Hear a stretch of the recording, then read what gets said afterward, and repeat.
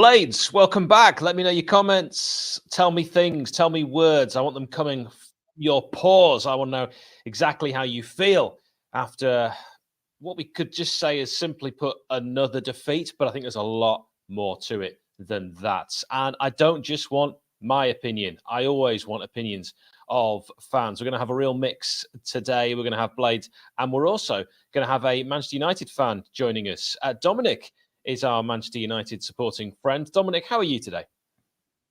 Yeah, good, thank you. How are you? I'm all right. Thanks for throwing it back. So I might as well start with a Manchester United fan. Wasn't a walk in the park, was it? No, not at all. Especially first half an hour, first half. Yeah, it was one of those occasions where you kind of always felt like United, and I obviously refer to Manchester United when I say that, they were sort of rocked by the atmosphere a little bit and struggled to play their football. Not that their football has been a discernible style or anything to sort of put your finger on this season, but yeah, the first half of Sheffield United were really good actually and imposed themselves on the game. And yeah, it was not a walk in the park, but I don't know about you, but I thought the second half, I did think that Manchester United took control of the game and ended up deserving to win, even though they could have easily not won the game. I know what you mean. And there were some moments of controversy in the game. And I'd be quite interested to know Manchester United fans' thoughts on that. So, Dominic, first off, I don't think it was controversial, but your thoughts on the penalty which was given, McBurney converting that on 34 minutes. No, it's not controversial by the letter of the law. I have an issue with that law in general in football now, in terms of the handball law. I mean, I don't really know what Scott McTominay was supposed to do with his hand. He did withdraw it. It still hit it. It is a penalty, and I maybe get Sheffield United fans having a go at me in my Twitter comments here. But yeah, it was a penalty by the letter of the law. No complaints with it. But I think as a sort of a more general point, I think football needs to review its handball laws and decide what exactly is a penalty, because I still don't particularly know. I sort of get exactly what you mean. I've said it many times myself, and there's been some examples in the Premier League this season of penalties where you think, well, you cannot physically remove your hand. In fact, against Manchester City at home for the Blades, we saw something similar. But was it a penalty? Harry Maguire barging into James McAtee, that was in the box. McAtee was going for a header, and I think we should just gently say he was steered away by Harry Maguire. Did you think that was a penalty? Unsurprisingly, I'm going to say no. Wow. I think if you give that as a penalty, then you probably get 5 penalties in every football match, don't you? Well, I could throw this one back, Dominic. If that happens anywhere else on the pitch, would you expect a foul to be given?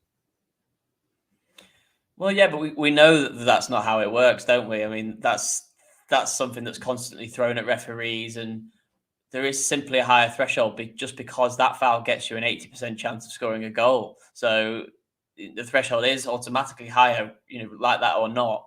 I think that is the case.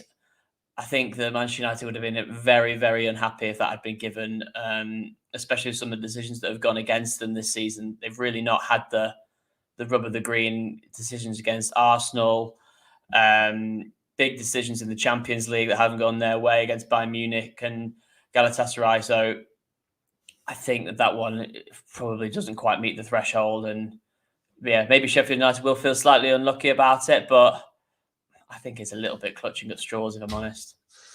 Wow. Well, I want to get the opinion of Ryan, who's joining us now. Ryan Hindley. I mean, welcome. It's not often we get a decorated former player on Fans React. Can you tell us a little bit about your career first as a player, and then I want to get your thoughts on some of the things that Dominic's just said, Ryan? Yeah, hopefully everybody can hear me okay. Yeah, started at Sheffield Wednesday for 3 and a bit years, and then sort of hung around a few places, Chesterfield, Stockport, a few other places, and then into non-league, where obviously quite a lot of good things happened. Yeah, so that's where I am now, and obviously managing non-league as well. So yeah, I feel for Heke. I feel for all managers. It's a tough time, There's a saying I have that you're 5 games from the penthouse and you're 5 games from the you know what house, and it's just football. it's a tough game to be in, whether that be non-league or professional leagues at the minute, chaps. It's a hard gig, let me tell you. Yeah, we'll talk a little bit later on about a certain manager that you've worked with, Yeah. but you've heard what Dominic said. I think he was quite fair as a Manchester United fan, and Dominic, feel free to have your own say back after Ryan's had his. But Ryan, what did you make of what Dominic said? I'm specifically talking about the penalty that was given, where Dominic sort of explaining that he doesn't really see what McTominay can do, and also the penalty that wasn't given, and the overall impression, Ryan, that you had of the game. I think it's opposite. I think the other one's a clear penalty, in my opinion. There's an arm in the back. I think what didn't go for Sheffield United with that penalty decision is that it's McAtee. I think if that's McBurney with his size and his stature, and Maguire comes through the back of him, it probably looks a little bit more convincing. So I think, yeah, agreed, it is difficult. You're going to have to start playing football with your arms tied behind your back, because some of these penalties decisions, you can't get away from the fact that what are you meant to do? It's the human body. You can't, different ways of setting yourself, people with different postures, different ways to tackle, different ways to move and close people down, etc. Are we going to get to a point where we just start looking to strike the ball at people's arms and get penalties? So, yeah, I think something needs to change with that law. It's a little bit of a grey area in my opinion, but I do think it's a penalty from Harry on James McAtee. And like I said, I think if it'd been McBurney who got the arm in the back, I think it'd have looked a little bit more convincing, and I think it would have been a simpler decision. Yeah, I agree with that. Let's get a former referee in. Tell you, we've done our research today to put this Fans React group together. Jono, welcome back. You've been with us before. You've refereed at a pretty high level. You may have even come across Ryan in your career. Not impossible. It's not one that sticks out, but yeah, not impossible, potentially. So it's because I behaved myself, that's why. We'll be talking about the controversies. What do you think about what Dominic said, first of all, about the penalty that was given? Yeah, again, as the other just said, it's tough that handball law is the one that I don't think any of us even now really know what what people are meant to do. But yeah, I think the handball was a penalty. I think there's enough of his arm out to say that it's definitely hit the arm, and I think that it's enough out to say it's not a natural position. So I do believe that one was a penalty. But I am going to agree with Dominic with the one that wasn't given, to be honest. I've only seen it briefly, kind of on a highlight since, and I was at the other end of the ground when it actually happened. But for me, it looked like McAtee had potentially almost missed the ball before the contact was made. So I'm not sure how much you might be right. And also, I get Ryan's point as well about if it's a player that's more likely to score with the head. Yeah. Possibly none of that should come into it, because it's a foul in the box. And actually, if I am walking down the street, Jono, and you kind of push me in the back as I'm trying to go to the ATM, I'm probably going to fall over, and we're probably going to go to small claims court. So it feels like that is a foul. Harry Maguire simply does not get the football. No, he doesn't. But like I said, it's not one that there's plenty of times this season where I've thought we've been done over.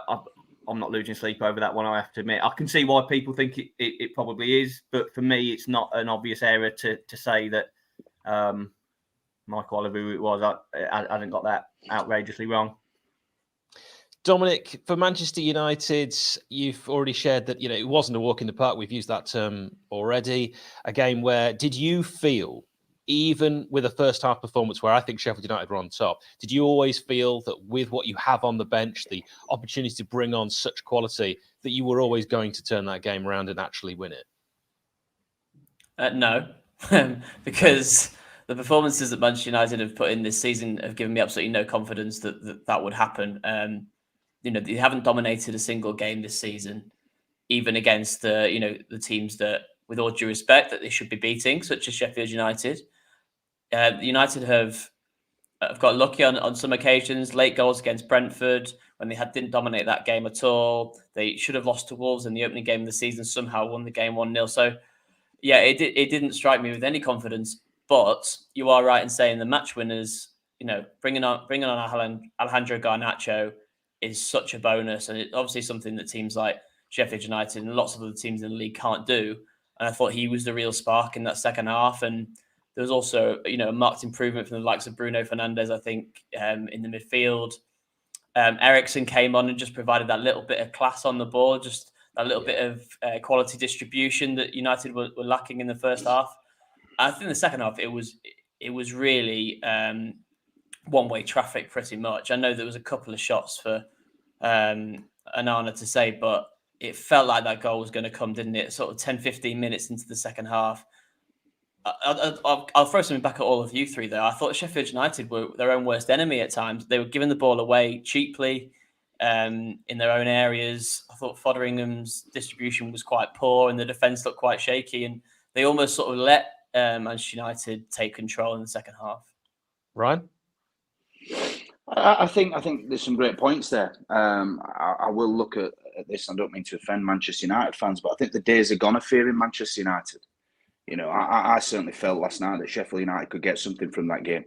And I agree, yeah, we were his worst enemies at times, but that's the players that we've got, unfortunately. You know, we don't have the luxuries of Bruno Fernandes. We don't have the luxuries of bringing on a World Cup winner and a 5-time Champions League winner. You know, we're bringing fairly run-of-the-mill, and that's no disrespect because I respect every professional footballer, but we're bringing, run-of-the-mill Championship players on. And they're bringing Garnacho on, who's going to maybe hopefully take the world by storm, and Varane and people of that magnitude. And unfortunately, we're bringing on Ben Osborne. So, yeah, I think the lads gave absolutely everything that they could give. I think it was nice to see Brewster on the grass. I think it shows what an asset McBurney is. My worry is for Ollie is that we can't ever seem to get him fit for a run of games, which makes us susceptible because he's brave in both boxes. He does everything you need him to do from a striker. So yeah, again, I felt watching the game, it was a matter of time before Man U turned the screw a little bit, and I don't think anybody expected the goal to be from who it was and the goal that it was. Yeah. But that shows you something that we've been beat by a great goal. Can the keeper do better? As a manager, in my opinion, yeah, I think he can. Yeah, summed up quite a lot there, Ryan. Dominic, I promised I'd only keep 10 minutes of your time, so you can escape and enjoy the rest of your Sunday. I'll leave you with this final question while we talk Blades for the rest of this Fans React. Dominic, where are Manchester United finishing in the Premier League? Oh, God, that's such a tough question because you just don't know what they're going to do from game to game. I do think they'll be top 6. At the start of the season, I would have said top 3 because that's where they came last season, and I thought that there was some promise to build on, but it's obviously regressed quite significantly at the start of this season with the performances. So, yeah, there's no easy games, and they seem to make it difficult for themselves in every game. So I think it will be a struggle, but maybe top 6. And, yeah, I look forward to the return meeting with Sheffield United at Old Trafford.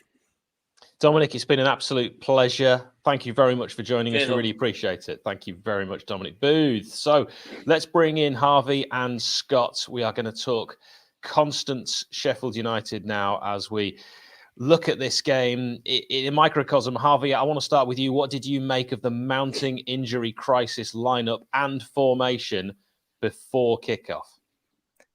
Yeah, it was a bit of a shock to read, but then once you actually digest it, you sort of realise what else could we have really done with... Obviously, no one really expected Ahmedhodzic to be out. That sort of came as a bit of a surprise towards the end. So to see we only had 2 fit centre-halves, I agree with what Ryan said, that Man United aren't a team to be feared anymore. But I was fearful when I saw that lineup because you still have the likes of Rashford and Fernandes against a makeshift defence, a back four that we've not started a game with, at least in a long, long time. Can't really remember.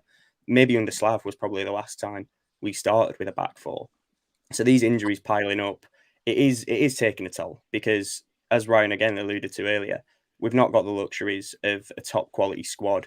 In the summer, it wasn't a fire sale, but getting rid of 2 of your strongest players, and then you've not got much time to recoup that quality.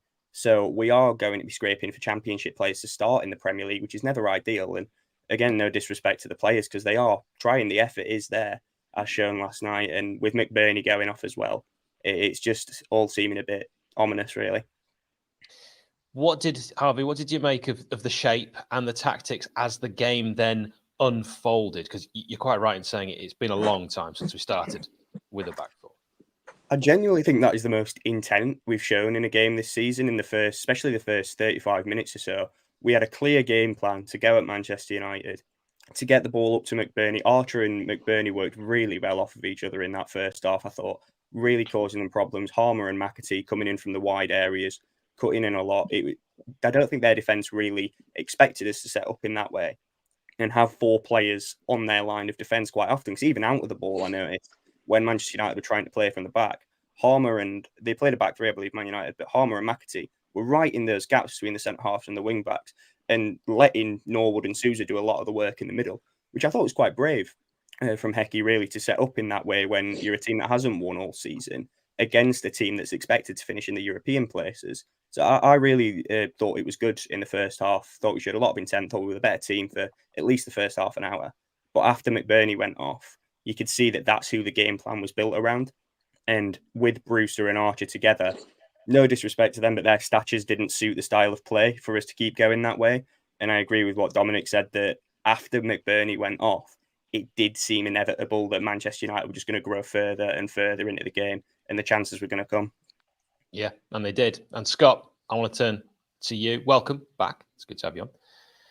Scott, that McBurney chance early in the game, I have heard people say that you have to take those kind of chances against the top sides. I mean, what an opportunity. But we had a few in the game, certainly if you look at the stats. And Scott, the Blades controlled things. Harvey said that and played really well for the first half, arguably the first 27 minutes. We were really, really good. Then the goal from McTominay against the run of play. Were you thinking at that point, Scott, this is just the tail of the season? I just think we're just unlucky. I think you look back on as a club, generally, we just seem to be unlucky a lot. And I don't know why it is. It's just one of those things that seems to be our bag. And I think we've got a great team, in all honesty, but they're a young team. And we've got to understand that they've all got to play at like above their skill level to get anything out of this division. I think what we learned last season, and in the Championship generally, that you can get away with little bits and pieces. In this division, you just can't. You can't. If you've got a chance like McBurney had in the first half, you've got to put it away. Do you know what I mean? You're a £20 million striker. You've got to put it away. Yeah, you do, and it was a huge opportunity, and of course, then we go a goal down. We've already spoken about the penalty, and we've spoken about McBurney going off injured. And Jono, how much of a concern another injury? Ollie McBurney, we don't know how long. Anil Ahmedhodzic, we're hearing a hamstring. We don't know how long. Tom Davis, we don't know how long. John Egan, it goes on and on and on. Jono, concern for McBurney? Yeah, massive concern. As Harvey's already said, that really was when the game, the swing of the game changed. We just had no one to keep the ball up. I remember a few weeks back when I was on here, I said it was while the transfer window was open that we need that another backup player from McBurney to hold the ball up, because, like I said, we can't criticise Archer and Brewster. I thought they did what they could last night, but we just had no one to stick the ball to, and then that just meant that it was just relentless from Man United. So the goal probably was inevitable. So yeah, you've got to hope that it was more of a precaution to not make anything worse, and it is a fairly quick turnaround from McBurney. But as Ryan said earlier, he doesn't seem to be able to avoid injury for more than 2-3 games. So yeah, big concern. And now as well, we've got no, as much as we had no fit centre backs on the bench yesterday. So it was we had to have two at the back, and if either of those two get injured, then who knows what we'll do from there. So yeah, more concerns. But yeah, definitely McBurney is the one that worries me at the moment. I'm going to bring Ryan back in. So Ryan Hindley joining us today. Ryan, how were you feeling at halftime? Confident. I think as I stated yesterday, I was proud to be a Blade.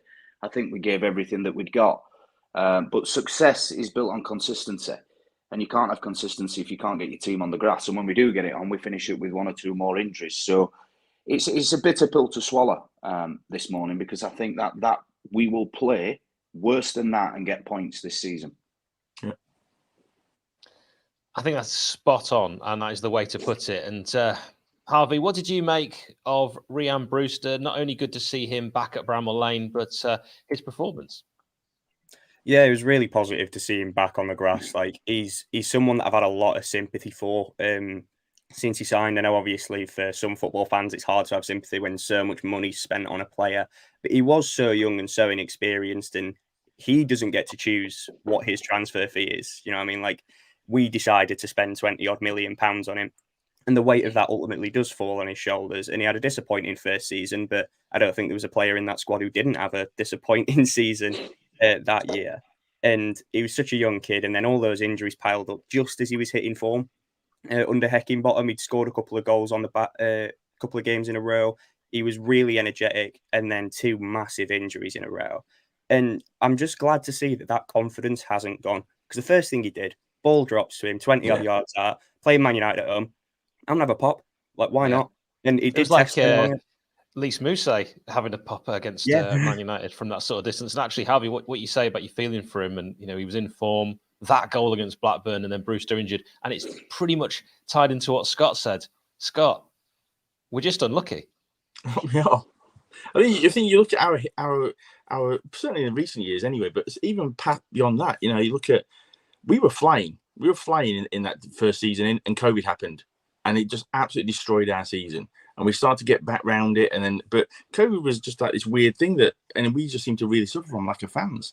And I think there's other things like injuries. I know there's been talk about the training ground and sort of the conditioning and stuff like that, but if you get an injury, Look at Basher's injury. Do you know what I mean? That's just a freak. That's just a freak situation. Eags as well. Eags, he just landed awkwardly, and that's it. He's done. Tom Davis, that only real sign we had in the summer that had Premier League experience, kicks the floor when the training's finished. Max Lowe trips over a sprinkler. These aren't normal injuries. These are just genuine injuries. Unlucky. Yeah. Ryan, ever in your career, ever known anything like this kind of injury crisis? No. It's crazy, isn't it? And I look at it and I just think, again, you look at the best teams of Premier League history, the same 11 week in, week out. Yes. Now you're lucky if you get your best 11 out 3 or 4 games a season. And I do have to look at the scientifics of it. And I don't want to upset any physios here. I have constant battles with mine sometimes. So if she's watching, I'm sorry. But I just wonder sometimes if you rule people out when realistically they do have a chance of playing. I think the scientifics and the amount of doctors and the amount of people that are involved in the game now, it's so easy to rule a player out rather than rule them in. And I think we've got to be a little bit braver with that as human beings and saying, look, I'm going to play. Simple as that. I think players now, it's too easy for them to be ruled out and put on the sidelines. Ryan, do you mind me just asking, do you think I have of the impression of that when McBurney came off, that actually that was more caution? I think they thought, actually, do you know what? Yes, he's done something, but let's just get him off quick because we need him for future games. Yeah, I think the problem with Ollie is he always looks uncomfortable. He does actually. He always looks in pain. I'll have to clip he always that. Looks like he's going to get cramp any time. Bless him. But he's magnificent for us. But yeah, I think it's sent to be more precautionary. He's our talisman, and we're going to need him. But I think it was 1-1 when he went off. Do you really take him off at 1-1?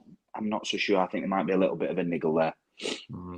Yeah, you might be right. Now, we've been speaking about Ryan Brewster. He was signed by Chris Wilder. So just to detract slightly from another defeat, Ryan, what was it like? Because you actually worked under Chris Wilder. Yeah, a few clubs. Yeah, we went together anyway. Yeah, the man's outstanding, excellent. I've always said I think he's a ruthless genius. I think he makes a lot of brave decisions, but he's fantastic to play for. He's great in the dressing room. He unites clubs, he unites teams, and that's why he gets results. I feel for him, obviously, with the Middlesbrough situation, which again I think he got to the quarterfinals of an FA Cup and 1 point outside the playoffs.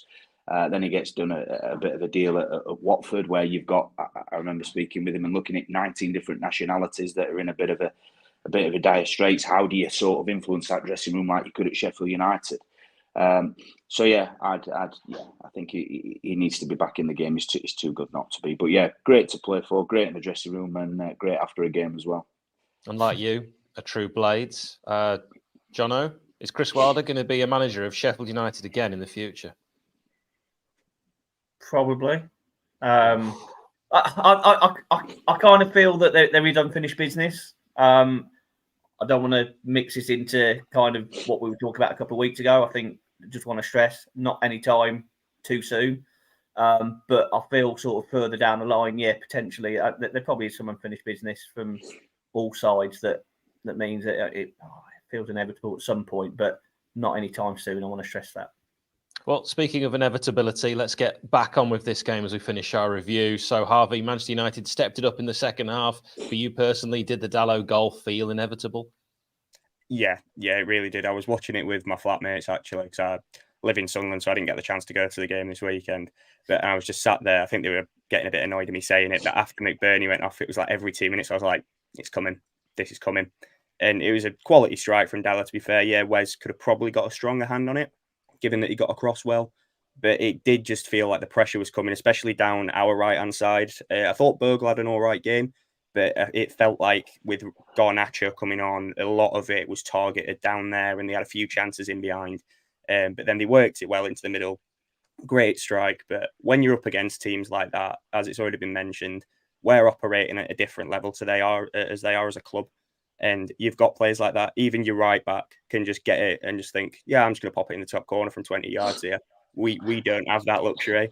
But yeah, it did feel inevitable. And even when they're underperforming, because you'll see a lot of Man United fans in the last few years dramatise and say that, oh, we've been awful, we've been this, but they've still got unbelievable quality on the pitch. Yeah, they really do. Scott, let's throw this question at you. We are conceding too many late goals. What is it? Fatigue sets in?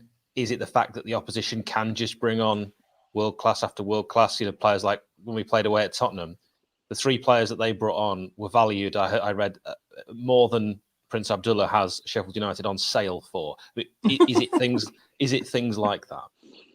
I think it's a number of things. I think there's been a change in the coaching. I'm not blaming Hudson at all. I just think there's a change in the coaching. But I think I used to play defence. I admitted nowhere near this level, but but you've got to focus all the time. And I would imagine at that level, you've got to focus obviously to the ultimate level because it's the best league in the world. But also, I think it's the onslaught of that focus. You just constantly we are getting battered, and I think at some point you're going to switch off. At some point you're going to, how many times have you been sat at your desk at work if you're a desk worker and you just drifted off? I know you're only on it for like 45, 90 minutes, but your mind drifts. And I think you at this level and the professionalism that comes with this level, you can't drift off at all. And I think we're just suffering from that and obviously a little bit of quality. I thought Trusty was was the sign that came in that I thought actually this is a lad that's going to do really well. And I think he still will do well because I think he's got that sort of like that almost elite mentality in terms of his way he's training and the way he talks. But he's thrown into a back 4 where he's got, let's face it, any of us would have put those 4 people as our first choice back 4. Certainly not at the start of the season, Scott. No, but I think we've got a lot of youngsters in the team, and I think youngsters, they take time to develop. I love Cameron Archer. I think I love the fact that he likes to have a dig. But there was one point where he had a dig, and you thought, do you know what? You could have slid that into McBurney. You could have slid that out wide to, I think it was McAtee or Harmer. But it's just that I like that striker mentality. But sometimes that calmness of experience lets you just make a better choice. So I think we're just making bad decisions, and really simple ones.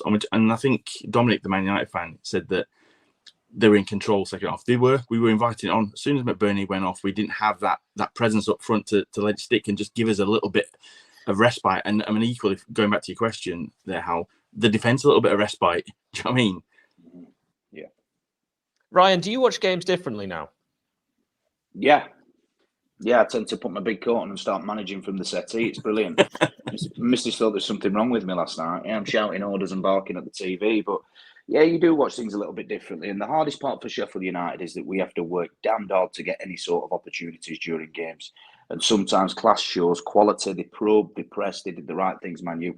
And evidently, they're going to find opportunities. And that's just where we're at the minute. But like I said, I think we'll play a lot worse than that and probably pick up points this season. I was proud. I thought Trusty did great. And I think someone made a great point. That's not your back 4. That's not your back 3. None of them probably getting Sheffield United's strongest back 4, back 3.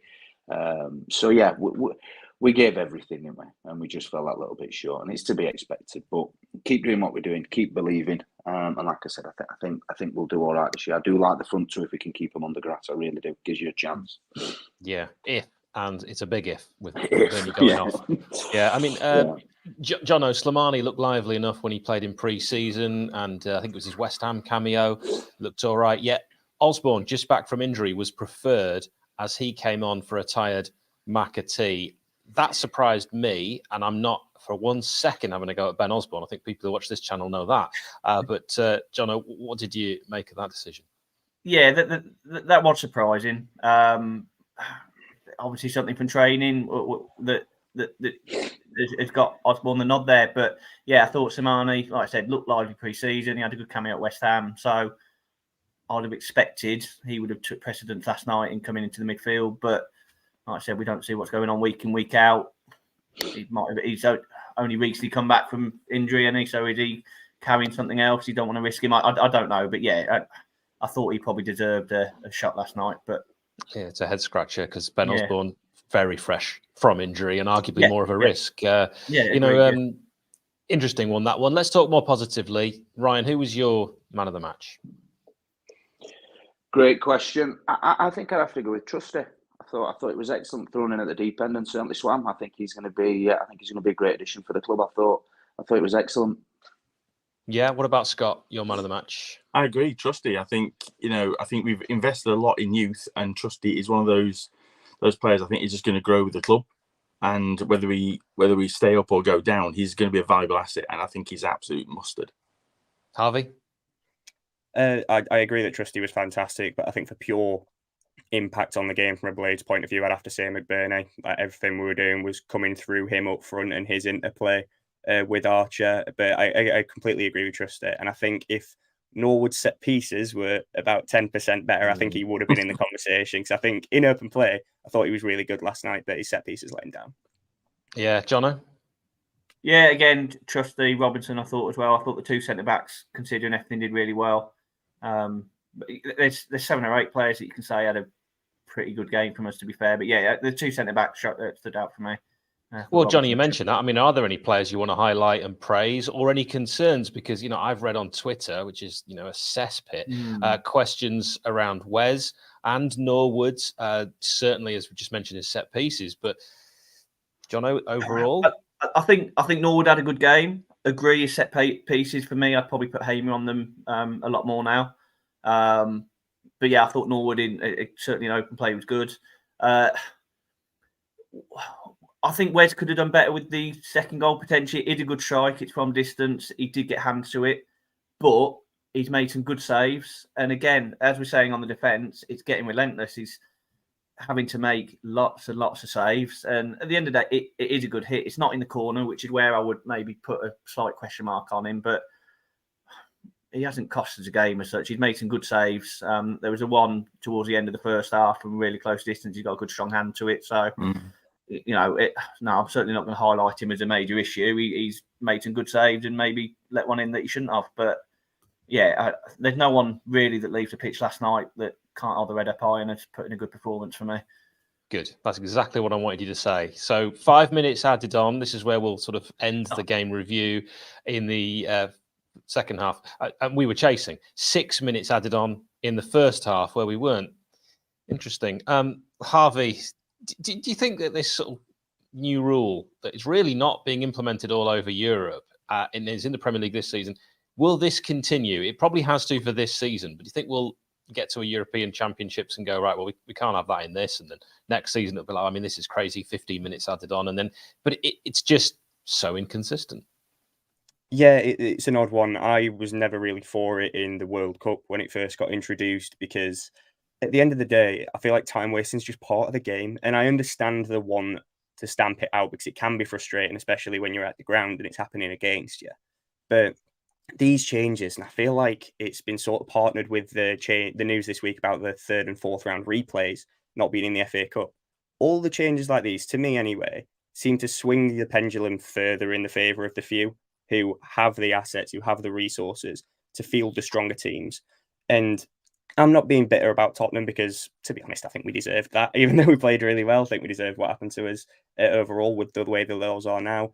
I didn't think 5 minutes was egregious, to be honest, in the second half. I thought that was about fair. There was a lengthy VAR check in the first half, so I can understand why that was a bit longer. And there wasn't really much time wasting. I felt like that's one of the most I've seen the ball in play in a Premier League game was that second half yesterday. But the rule itself, I'm not a fan of. And when you've got UEFA, who again, I don't agree with most things UEFA say, but when they were asked about the time wasting rule, they had a time rule. They were like, "Well, no, it's daft. Why would we do that? So why are we doing it?" First time the word egregious has been used on Sheffield United way. More than likely the last. Yeah. Brian, does a full strength Blade side get a result at home against that Man United team? Yes. 100%. 100%. knowledge, and again, consistency. Like I said, that's a brand new back four playing together for probably the first time. You can train all you want, but once you go over the white line and there's 30,000 people and you're playing against world class, I don't call them world class because there's not many players, in my opinion, that are world class, but top international footballers. It's a difficult ask, but I thought they were excellent. I do think full tilt. I think Sheffield United probably nick a draw yesterday because of the communication and the trust and being able to play with each other on a constant basis. Consistency, I think, gets us a point yesterday, definitely. I agree. We're going to wrap this up very soon. So, Ryan, we're in a mini league now, aren't we? Let's be real. And yeah, absolutely. 6 teams. Exactly. Do Sheffield United stay up? Yes. I love the positivity. 100% yes. Yes. Scott, where does the first win come? Oh, God. I can't believe I'm asking that question. I know, right? I'm asking that question on the 22nd of October. I mean, if you told me at the start of the season I'd be asking that question on the 22nd of October, I would have left this channel a long time ago. I want to say next home game. Okay, so that's Wolves, I think. Yeah, Wolves. Yeah, I think we'll beat Wolves. Harvey, are you feeling the same positivity that Ryan and Scott have just shared? I do think we'll get a result against Wolves, especially if we play with that intent. I might be slightly more pessimistic on the season as a whole. I'd love to come on and say we're absolutely going to smash it. We're going to get 40 points. We're going to do this. But I do feel like there's so much stacked against us. And this isn't a woe is me or woe is United thing. We've come up with arguably a weaker squad than we had that got promoted. There are teams that have strengthened, like even teams like Palace, for example, who aren't pulling up any trees, but because they've been an established Premier League club for so long, that's a lot of money. That's a lot of resource. It's a lot of swing to buy new players with that we currently don't have. So I feel like it is a mini league, but I don't feel like we're strong enough. I hope to God I'm proven wrong. Jono, because you're my mate and I've known you for years, I can clip you and embarrass you. Are we, Sheffield United, staying up in the Premier League this season? And whatever you say now, I will put out at the end of the season. Well, hopefully this is to put egg in my face later. I'm more on Harvey's sort of wave level. Look, it's early enough to say that we can, but again, with the injuries, the full picture, it's not impossible. But I think it's going to be a big ask. But the big thing for me is performances like that last night. I can live with that. I can live with losing games when we perform like that. So as long as we see performances like that, we will get points. It'll be a more enjoyable season than it has been the last couple of games. I can live with that, and let's see where we end up. But no, if you were to ask me now, do I think we'll stay up? It's a big ask. It's a big ask. You didn't want to actually say the word no, but I respect that. You know what I'm saying. I do. I know you too well. Scott, it's been a pleasure. Harvey, Jono, and Ryan, we'll have to get you all back on again. Sorry, I'll probably be talking about defeat. Thank you, each and every one of you, for watching. You can also get this as an audio podcast. Please subscribe. As with everything we do, it's free.